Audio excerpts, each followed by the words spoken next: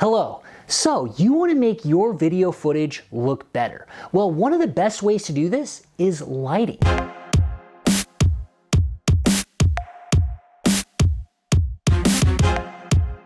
So today, I'm going to give you some basic tips on what to look for when you're lighting. Now, I'm going to challenge myself. I'm not going to use any of my professional film lighting gear or anything like that. I'm going to turn it all off, and I'm going to walk around my house with just my phone and see what I can do with the practical lights that I have. Maybe some lamps, maybe some window lights, and let's just see how we can do some basic lighting at home. All right, let's go for it. Okay, so here's the first spot I'm trying out for lighting. I'm just filming on my phone right now, and I'm standing in front of my garage door windows. And this is putting out a pretty nice light. I actually like this. This is the middle of the day. I have no extra lights, no film lighting or anything, and I actually think this looks pretty good. I like this. Now, let's see what happens if I turn over here. Yeah, so see, that to me does not look as good. You can see there's a bright spot back there. And I think the audience and everyone watching, your eye is gonna go to that bright spot instead of my face. There's also kind of this orange tint here. You can see even when I do that, see there's like this flare happening. And so that's all because I'm shooting into the sun. But if I start to turn this way a little bit, that actually looks pretty good. I kind of like this lighting a lot right here because I got a nice kind of key light on my face. My face is brighter. Now there is a light on back there, so I would probably turn that off, but then the backdrop could be darker. Now, like, the location's pretty rough. Like, it's rough back there, so I would have to do some work to fix this up, maybe do something with the ceiling there, but lighting-wise, this looks good, and this is with nothing. This is me just working with what I have here. So I think this is a good shot. Let's see what else we can find. Okay, so this is that light that was just in the last shot, and we can see this is on top of my head. So this is just a light bulb screwed in, and you can see what it's doing to me. It's kind of weird. Like, maybe if you have a villain or something, you could do this type of lighting on top of the head. It's interesting though, because if I push myself out just a little bit, it puts kind of a nice little backlight on my shoulders here. And so once again, the background is bad. This is in my garage, so there's not a good background here, but you can kind of see what the lighting is doing here. And so if there was a way that I could position another light to hit my face, maybe if I had a lamp or something else, it could actually be okay lighting. In general though, I would probably avoid this unless I was gonna do some kind of really like, I'm a bad guy here type of lighting. So I would maybe avoid, and this is the problem. This is what most people are going to have in their homes, is just a top light shooting down. So I'm trying to figure out some solutions on how to work around that. Okay, so that's a light that's at the top of my stairs.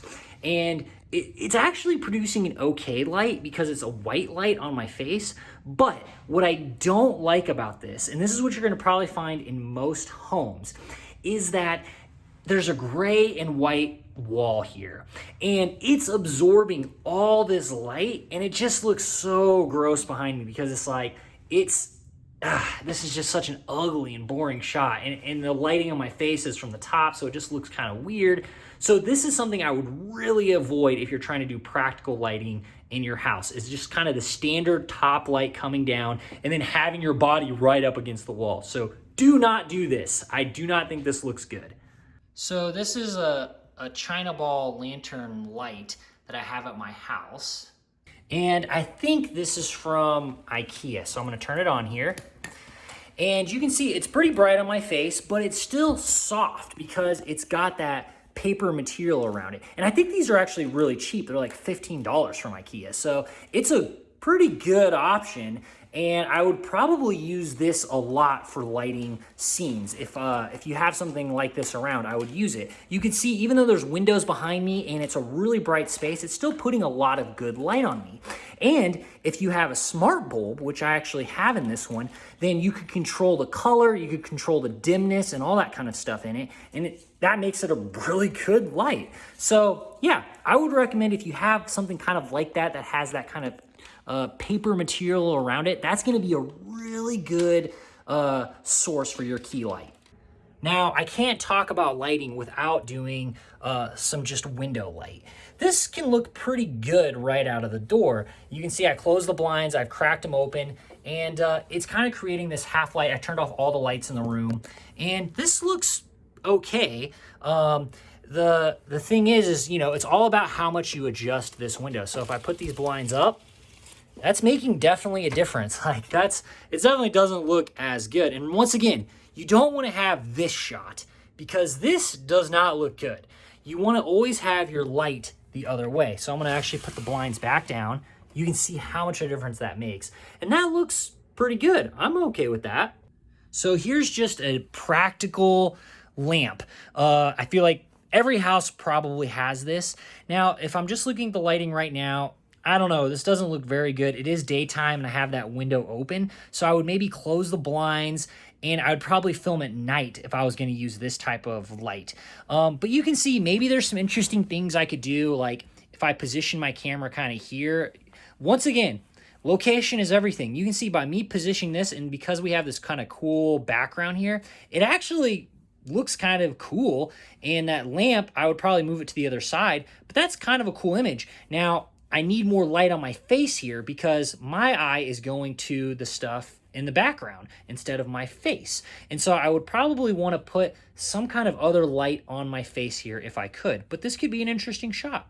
So this is probably the worst case scenario you can have with lighting outside. It's the middle of the day. You can see it's really harsh on my face. The background is really bright.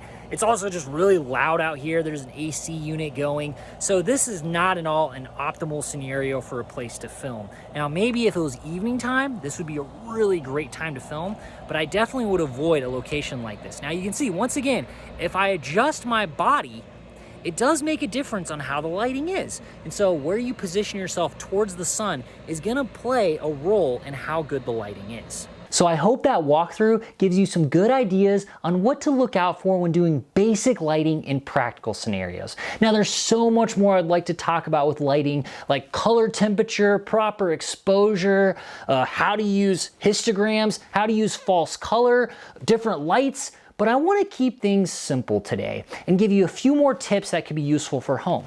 One thing that you could find at home that would be very handy when lighting is an extension cord.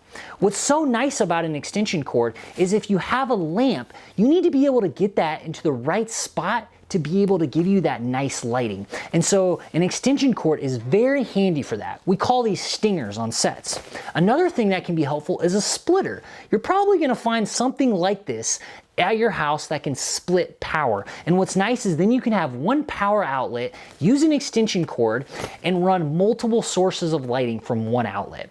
Another useful item that I think you could find at home or at a local store is something kind of like this. Now this is a reflector, but what you would want to get is just a white board. A white board is super helpful. It could be some foam board, a bulletin board, or whatever you can find. And this can just be used to bounce light onto your subject. It's very handy, and it's probably under $5 to get one of these boards.